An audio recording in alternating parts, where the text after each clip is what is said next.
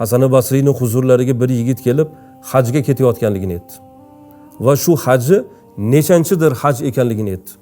Shunda Hasan Basriy aytdilarki, men uchun sening shu hajingdan onam bilan bir mahal dasturxon atrofida o'tirib taomlanganligimni ajrini ulug' deb bilaman dedilar.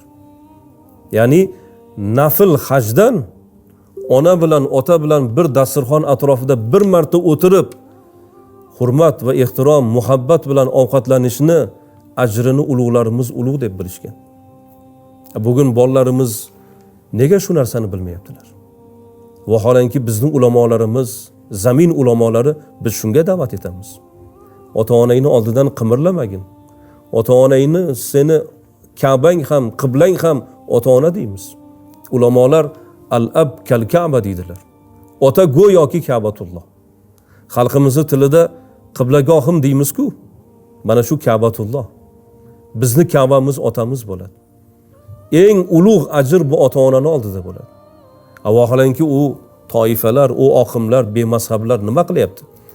Birinchi ularni qiladigan ishi ota-onadan ajratib olyapti. Senga ota-onang qarshi chiqsa, ota-onangga itoat qilishing vojib emas deyapti. Ibrohim alayhissalomning qissasini ko'raylik. Qur'oni Karimda Alloh taolo Ismoil alayhissalom, Ibrohim alayhissalomning qissasini nimaga keltirdi? Seni so'yibman deganda, otajon nega meni so'yasiz demadi-ku. Men qaysi gunohimga yarasha, nima xatoyimga meni so'ymoqsiz demadilar. Bir og'iz muhokama qilmadilar. Nima dedilar? If'al ma tu'mar. Otajon sizga nima amr bo'lgan bo'lsa bajaring dedilar. Alloh nima uchun bu qissalarni Qur'onda keltiradi? Ibrat, bu nasihat.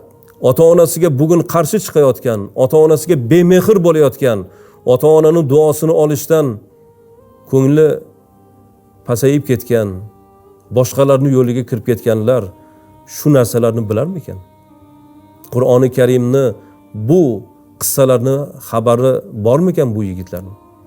Agar o'z ulamolariga quloq tutganlarida edi, zamin ulamolarining yo'llaridan yurganlarida edi, albatta ular ota-onasini boshqacha yaxshi ko'rgan bo'lardilar.